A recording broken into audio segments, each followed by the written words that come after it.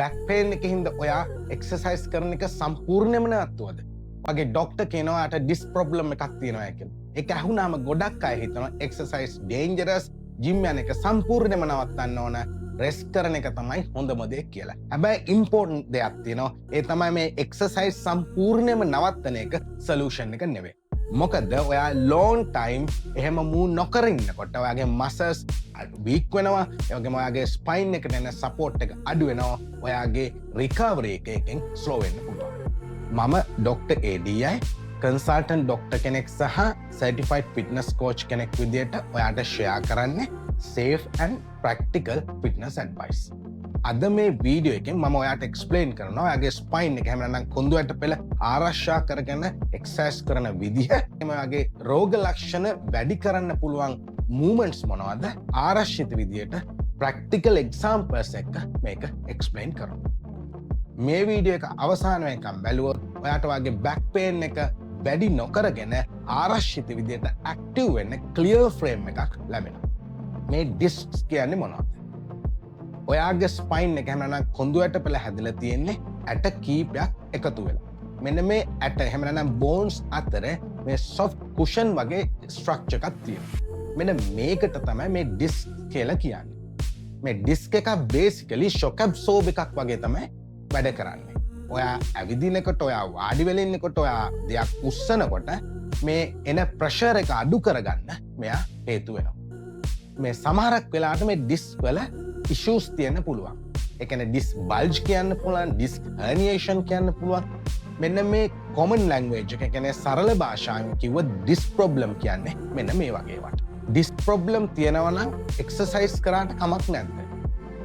Research වලින් පෙන්නුම් කරන විදියට මේ ඩිස්ක් ප්‍රොබ්ලම් තියෙන කට්ටියට සම්පූර්ණ බෙඩ් රෙස්ට් එක රෙකමෙන්ඩ් කරන්නේ නැහැ. හේතුව තමයි ඔයා ලොකු කාලයක් බෙඩ් රෙස්ට් කරන්න ගත්තොත් ඔයාගේ මේ සරවුන්ඩින් මසල්ස්, ඒ කියන්නේ මේ ස්පයින් එක වටේ තියෙන මසල්ස් වීක් වෙනවා. ඒ කියන්නේ දුර්වල වෙනවා. ඒ වගේම ඒකෙන් මේ ස්පයින් එකට එහෙම නැත්නම් කොඳු ඇට පෙළට එන සපෝට් එක අඩු වෙනවා. එතකොට ඔයාගේ රිකවරි එක එහෙම නැත්නම් ඔයා යථා තත්ත්වයටපත් වෙන එක ස්ලෝ වෙනවා. ඒකින්ද මොඩර්න් මැනේජ්මන්ට් එකේ ફોකස් කරන්නේ මේ ජෙන්ටල් ග්‍රැජුවල් එක්සර්සයිස්. ඔයාගේ ස්පයින් එක නියුට්‍රල් පොසිෂන් එකේ තියාගන්න. මොකක්ද මේ නියුට්‍රල් පොසිෂන් කියන්නේ? ඔයාගේ ස්පයින් එක එහෙම නැත්නම් කොඳු ඇට පෙළ ගත්තාම ඒක ස්ට්‍රේට් ලයින් එකක් නෙවෙයි. ඔයාට මේ රූපේ පේන විදියට මේක තනින් තන නැවීම් තියෙනවා. මෙතන ඉතා වැදගත් දේ තමයි මේ පල්ලෙහා. ඒ කියන්නේ ඔයාගේ ලෝවර් බැක් එකේ තියෙන නැම්. මේක ඔයාට පේනවා ඔයාගේ ඉස්සරහට පොඩි නැම්මක් තියෙනවා. මෙන්න මේ නැම්ම තියාගන්න එක තමයි අපි මේ නියුට්‍රල් පොසිෂන් තියාගන්නවා කියලා කියන්නේ. Avoid sudden heavy lifting. මෙන්න මේක හරි වැදගත් පොයින්ට් එකක්. ඔයා එකපාරටම ලොකු බරක් උස්සන්න යන්න එපා. විශේෂයෙන්ම ඔයාගේ බොඩි එක රෙඩි නැති වෙලාවට. ඒ වගේම ඔයාගේ පොස්චර් එක කරෙක්ට් නැති වෙලාවට. බෙටර් අප්‍රෝච් එක තමයි ඔයා ලෝඩ්ස් වැඩි කරන්න ඕන ක්‍රමයෙන්. ඒ කියන්නේ ඔයාගේ weight එක, ඒ කියන්නේ බර උස්සනකොට ඔයාගේ weight එක වැඩි කරන්න ඕන gradually, tick and tick. Strong muscles support the spine. ඔයාගේ මේ ස්පයින් එක එහෙම නැත්නම් කොඳු ඇට පෙළේ වටේ තියෙන මසල්ස් ඔයාගේ ස්පයින් එක ප්‍රොටෙක්ට් කරනවා. ඒ කියන්නේ හරි වැදගත් මෙන්න මේ මසල්ස් ටික. මේ පිච් එකේ පේන විදිහට මේ බඩේ ඉස්සරහා තියෙන මසල්ස්, ඒ වගේම පැත්තේ තියෙන මසල්ස්, ඒ වගේම පිටුපස කොටසේ තියෙන මසල්ස්. මේ මසල්ස් ටුගෙදර්, ඒ කියන්නේ ඔක්කොම එකතු වෙලා ඔයාගේ මේ නැචරල් බෙල්ට් එකක් විදිහට ක්‍රියා කරනවා ස්පයින් එක වටේට. මේක හරි ඉම්පෝර්ටන්ට් පොයින්ට් එකක්. මෙන්න මේ කෝර් ස්ට්‍රෙන්ත් එක කියන්නේ සික්ස් පැක්ස් ගන්න එක නෙවෙයි, මෙන්න මේ මසල්ස් ටික ශක්තිමත් කරගන්න එක. Do control movements. මේ ඩිස් ප්‍රොබ්ලම් තියෙන අයට ස්ලෝ කන්ට්‍රෝල් මූවමන්ට් තමයි ආරක්ෂිත. ඒ කියන්නේ ජර්කි මූවමන්ට්ස් කරන්න එපා. සඩන්ලි ජර්කි මූවමන්ට්ස් කරන්න එපා. අන්කන්ට්‍රෝල් විදියට ලොකු බර උස්සන්න එපා. ස්ලෝ මූවමන්ට් හෙල්ප්ස් කරන මේ බෙටර් මසල් කන්ට්‍රෝල් එකකට, ඒ වගේම ස්පයින් එකට යන ස්ට්‍රෙස් එක අඩු කරන්න. Be careful with repeated forward bending. මේක අදහස තමයි ඔයා ඉස්සරහට නැවීම නැවත කරොත්, ලොකු වාර ගානක් කරොත් ඔයාගේ මේ ඩිස්ක් වලට එන ස්ට්‍රෙස් එක වැඩි වෙන්න පුළුවන්. මේවට වෙන උදාහරණ තමයි මේ sit ups, එහෙම නැත්නම් crunches වගේ exercises ලොකු වාර ගානක් කරොත්. ඒ වගේම ඔයා lift කරනකොට, දෙයක් උස්සනකොට ඔයාගේ back එක round විදියට තියාගන්න.